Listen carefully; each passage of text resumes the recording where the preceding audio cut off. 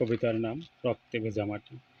পাহাড় কিংবা সমতল অথবা তপ্ত বালুর মরুভূমি, বদ্বীপ কিংবা মোহনা, যুগ যুগ ধরে খেটে খাওয়া মানুষের রক্তে কেন ভেজে এ বসুন্ধরার মাটি সারাদিন হাড় ভাঙা খাটুনির পরে হাত পেটা খেয়ে ভাঙা ঘরে পারে না শান্তির ঘুমোতে।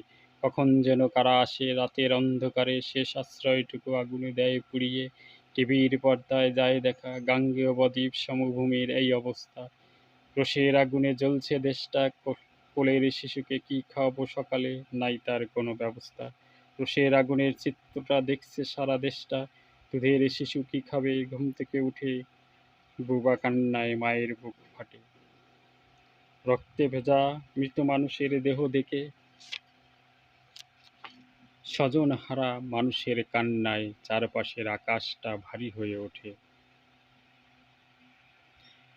১৯৪৭, ১৯৫২, ১৯৭১ আর কত ভিজবে এ মাটি সাধারণ মানুষের রক্তে। নমস্কার।